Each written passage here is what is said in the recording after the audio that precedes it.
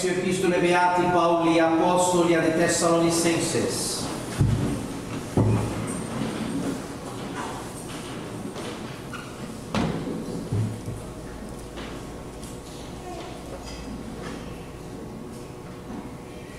Irmãos, nós vos rogamos e suplicamos no Senhor Jesus, que assim como aprendestes de nós o modo como deveis andar para agradar a Deus, assim continueis para progredirdes cada vez mais. Vós bem sabeis as instruções que vos dei em nome do Senhor Jesus, porque o que Deus quer é a vossa santificação, que eviteis a fornicação, que cada um de vós saiba possuir o seu corpo na santidade e no respeito, sem se deixar arrastar pelas paixões da concupiscência, como fazem os pagãos que não conhecem a Deus, e que ninguém defenda ou enrede o seu, e que ninguém defraude ou enrede o seu irmão neste assunto, porque o Senhor castiga todas estas coisas, como já vos dissemos e atestamos, porque Deus não nos chamou para a imundície, mas para a santidade em Jesus Cristo nosso Senhor. Deus graças. Do Evangelho segundo São Mateus.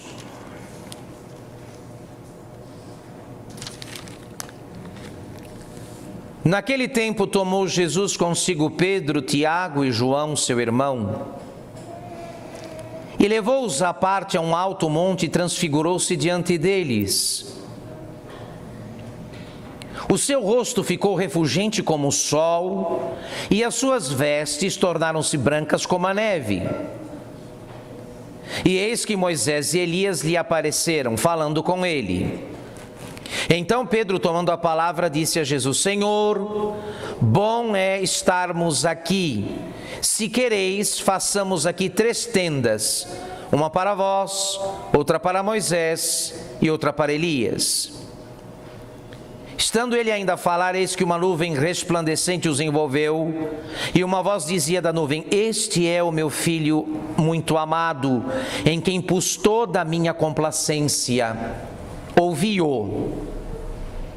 Ao ouvirem isto, os discípulos caíram de bruços e tiveram grande medo. Jesus, porém, aproximando-se deles, tocou-os, dizendo-lhes: Levantai-vos e não temais. Eles então, levantando os olhos, não viram ninguém mais a não ser Jesus. E quando desciam do monte, Jesus ordenou-lhes, dizendo: Não digais a ninguém o que vistes, até que o Filho do Homem ressuscite dos mortos. Em nome do Pai, e do Filho e do Espírito Santo. Eu queria, aproveitando a ocasião do anúncio da transfiguração de Nosso Senhor, fazer uma consideração muito importante, que é o fato de que Deus conta com todas as nossas contradições, problemas e angústias para nos salvar.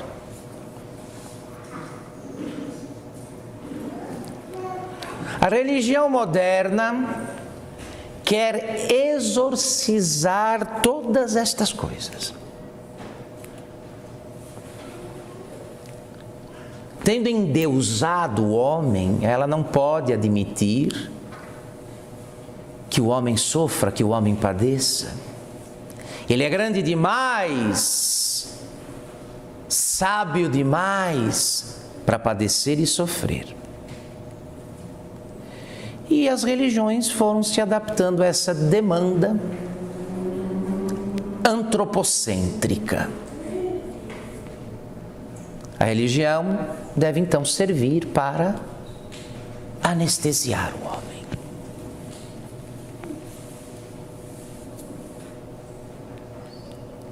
Para convencê-lo que há um meio, um rito, uma liturgia, um livro, uma bênção, que pode sim jogar num único lance o homem para dentro de um pretenso paraíso aqui na terra.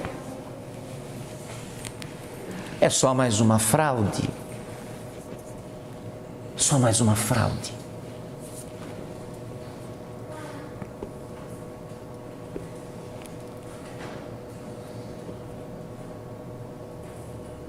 Jesus não poupou os seus discípulos do drama e da prova da paixão.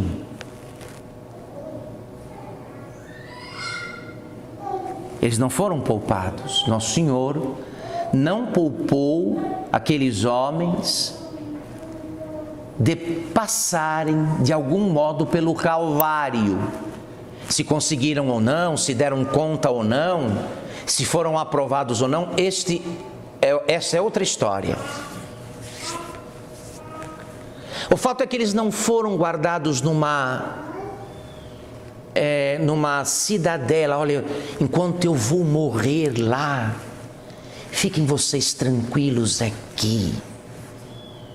Não é preciso que vocês vejam nada, sofram nada.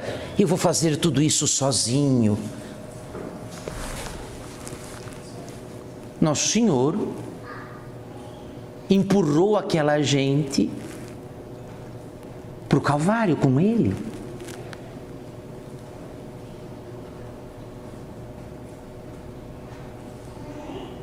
Bom, a contabilidade da paixão de Cristo, quanto aos amigos de Jesus, é meio triste. Vocês sabem bem.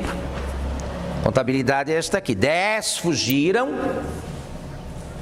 um traiu e o outro negou 3 vezes. Não sobrou ninguém. 10 fugiram.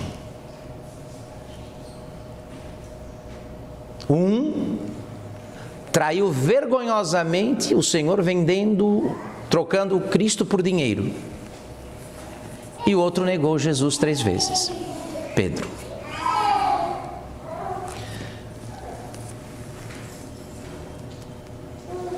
Mas era preciso que estes homens passassem pela purificação do Calvário,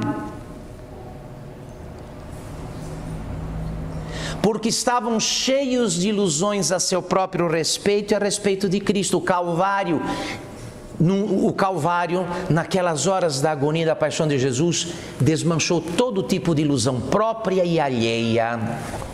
Aqueles homens sabiam, enfim, agora sabiam quem eram e do que eram capazes, e quem era Jesus e do que Ele foi capaz. Mas o anúncio deste segundo domingo quaresmal, que nos fala da transfiguração de Jesus, mostra esta delicadeza. Jesus teve uma espécie de delicadeza, sobretudo com seus amigos mais íntimos, Pedro, Tiago e João, porque levando-os, enquanto os 2 homens mais importantes do Antigo Testamento, Moisés e Elias, falam com Jesus sobre a morte dele, a paixão de Cristo está antecipada lá no Monte da Transfiguração, porque o assunto da conversa entre Cristo e os 2 personagens do Antigo Testamento, Moisés representando a lei, a Torá, e Elias toda a profecia, enquanto eles falam que Jesus vai morrer, Nosso Senhor como que consola os seus 3 amigos, porque deixa que eles por alguns instantes contemplem algo da sua glória. Por meio do seu corpo humano, lhes é comunicado algo da glória divina, algo do céu. Eles ficam embevecidos. Pedro então nem sabe o que está falando. Pedro começa a falar e não tem noção do que está falando, porque nunca tinha experimentado algo assim.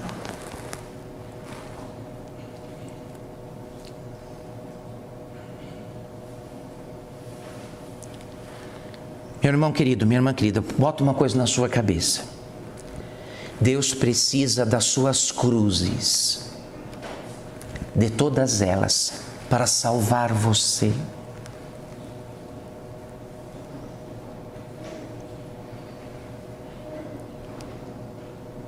Precisa. Se houvesse qualquer outra coisa mais eficaz e poderosa para salvar o mundo, ou para nos salvar, Nosso Senhor teria escolhido. Não há para esta obra nada mais eficaz e poderoso do que a cruz. Nosso Senhor, aliás, já deixa os seus amigos, os seus ouvintes de sobreaviso: quem quiser vir após mim, negue-se a si mesmo, tome sua cruz cada dia e siga-me. Ou seja, Nosso Senhor conta com estas coisas. Eu não sei, cada um sabe das suas cruzes. Pode ser um problema físico, um problema moral, um problema espiritual, um problema familiar, um problema financeiro. Eu não sei. O fato é que Deus conta, meu irmão caríssimo, com esta cruz bem carregada para poder orientá-lo para o céu.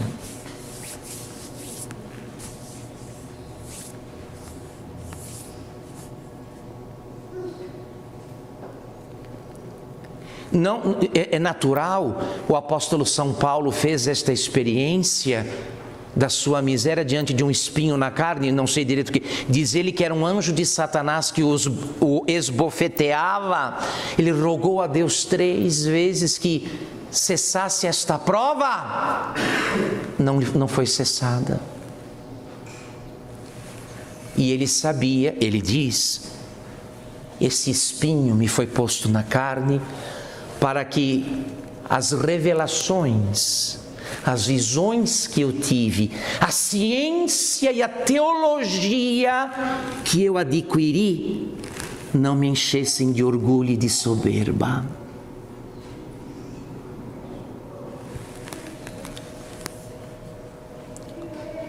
Olha aqui, se Deus não poupou o seu filho, se Deus não poupou a mãe do seu filho,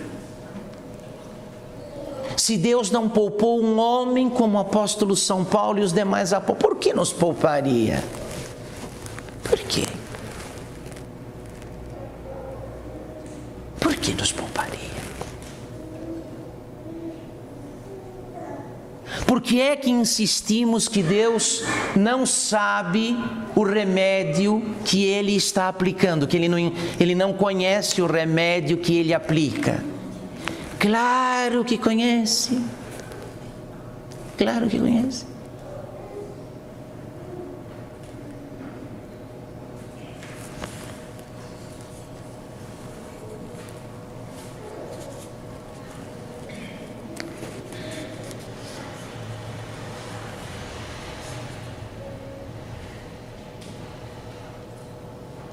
E depois nós vejam,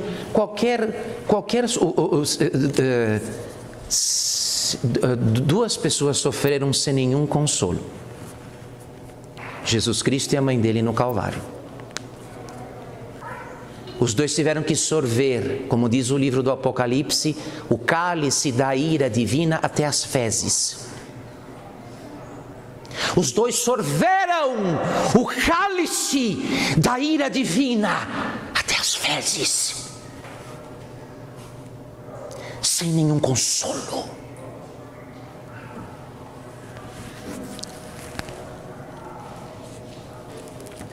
Nós aqui todos conhecemos a misericórdia de Deus, mas eles conheceram a ira de Deus, a ira.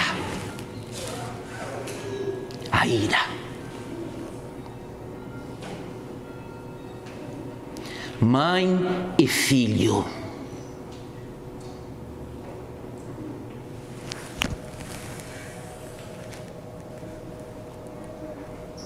De modo que no nosso caso, meu querido irmão, quando Deus tem que escolher o que vai nos purificar, o que vai nos emendar, escolhe sempre pelo olhar da misericórdia e não da justiça, ou seja, nos dá uma cruz suavizada, mitigada, sempre.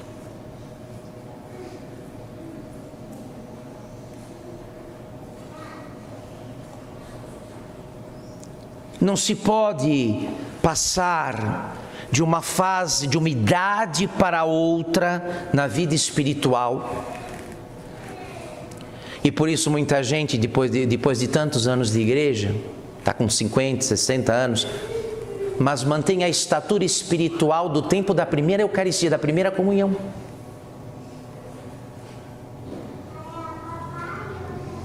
Porque nenhuma geração de homens, nenhuma geração dos filhos de Adão conheceu e desenvolveu melhor esta arte do que nós, a arte de viver sempre numa boa e de driblar e escapar de tudo que nos incomoda, nos perturba, nos desgosta. Não há geração de gente mais folgada do que a nossa.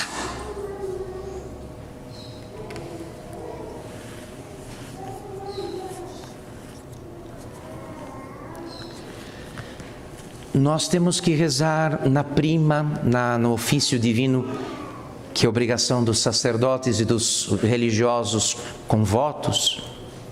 No ofício de prima se faz a leitura do martirológio, a ata dos santos mártires. Todo santo dia, tem a lista dos mártires daquele dia. Meu Deus de misericórdia! É de corar, é de envergonhar o que crianças, velhos, mulheres, moças virgens passaram por Nosso Senhor aqui na terra. Trucidados, esfolados, queimados vivos, afogados.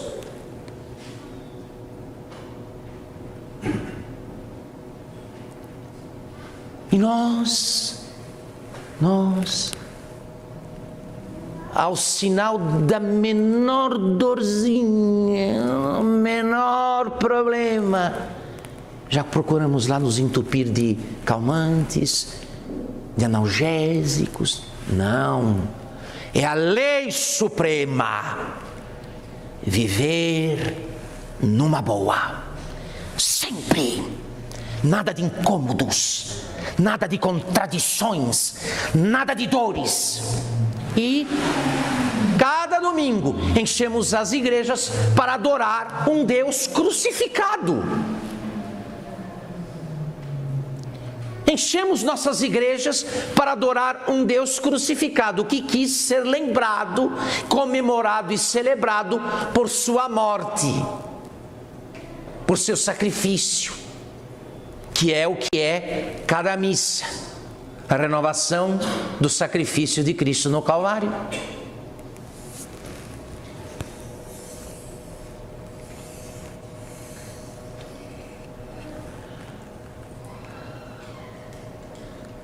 Deus abençoa, filhos, essas iniciativas que tomamos e que são necessárias.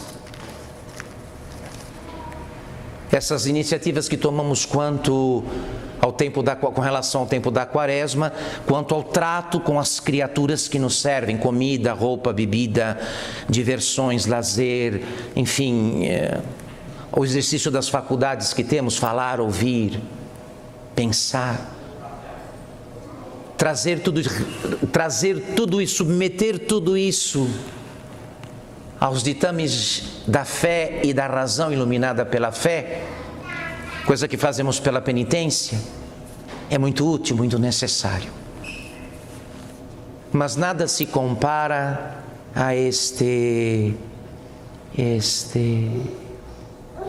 atitude de quem que vale muito mais, de quem, pensando na cruz, depois de bom grado decide carregá-la, seja de uma enfermidade, do desemprego, de uma traição, de um abandono, de um sofrimento qualquer. Muito mais útil do que pensar na cruz, meditar na cruz, é, tendo chance, carregá-la. Vale mais, muito mais.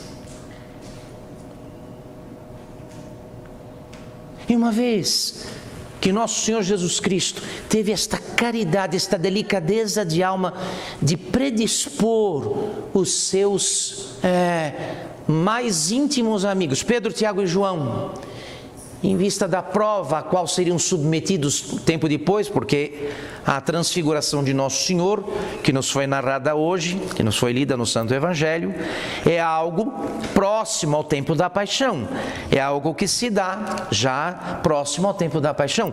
Como Nosso Senhor teve esta delicadeza de alma de fortalecê-los por um dom do próprio céu, um raio da felicidade e do paraíso que transpassou a alma destes homens e os embeveceu, os enlevou, os sublimou.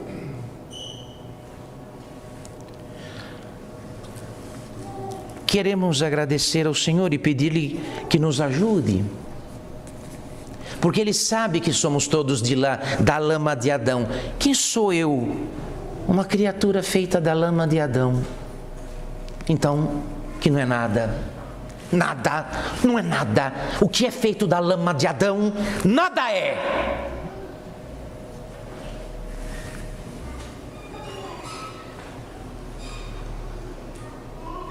Hoje, o Espírito Santo e a esposa, o Espírito Santo e a igreja nos pedem um olhar de fé para as coisas que estão nos acontecendo e para o altíssimo teor penitencial de certas coisas para as quais torcemos o nariz e que são eficazes exatamente porque não as escolhemos, não as planejamos, mas porque Deus as escolheu e as enviou na justa medida da nossa necessidade de purificação e de emenda de vida.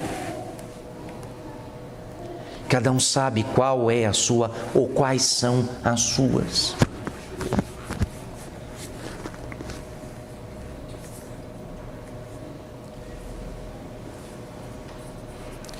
Meus queridos, todos os que estão hoje na glória do céu, aquela multidão de homens e mulheres vestidas com vestes, com túnicas brancas, alvejadas e lavadas no sangue do Cordeiro, lavadas e alvejadas no sangue do Cordeiro com palmas na mão, e que cantavam o triunfo e a glória do Cordeiro imolado, segundo a visão de São João no Apocalipse. Todos chegaram lá pela cruz, viu? Todo mundo, qualquer um que estiver no céu, não conseguiu abrir a porta do céu sem a chave da cruz. Não tem jeito.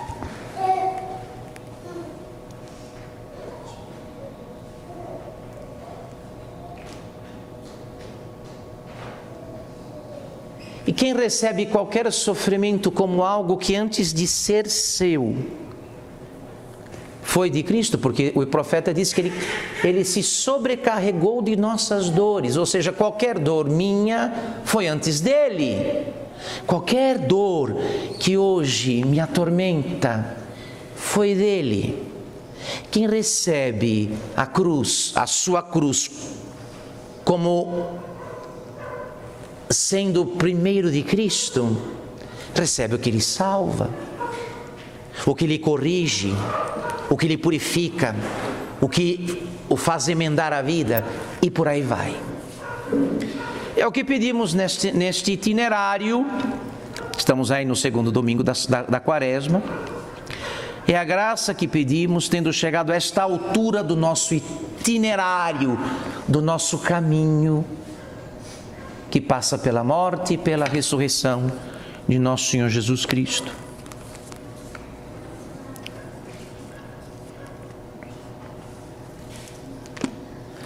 A palavra mágica,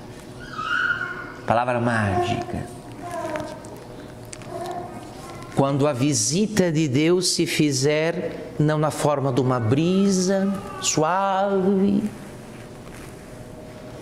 Que bênção que eu recebi, que graça. Quando a visita de Deus não se fizer propriamente pelo sopro suave da brisa do Espírito Santo, mas pela cruz. A palavra mágica: seja feita a vossa vontade. Seja feita a vossa vontade.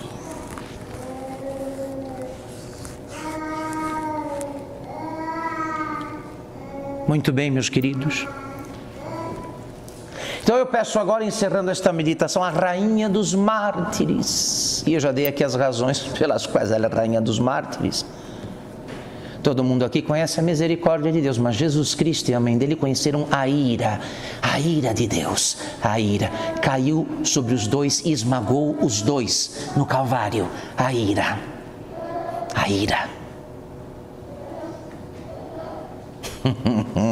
Ninguém sabe o que é a ira de Deus. Ninguém sabe. Eles sabem. Pedimos à Santíssima Virgem Maria, feita agora nossa mãe na ordem da graça, porque cooperou com Deus de forma singular para o restabelecimento da graça nas almas. Vocês já sabem o porquê. Pedimos a ela que fique conosco. Segundo aquela comparação até infantil de São Luís Maria de Montfort, que diz que a Virgem Maria tem uma capacidade inacreditável de fazer aquilo que certas mães faziam com umas castanhas amargas. Colocavam no caramelo, então o doce, o que era amargo ficava o quê? Doce. A Virgem Maria, aos seus fiéis devotos e filhos, concede esse tipo de favor, de edulcorar, de adoçar o que é muito amargo.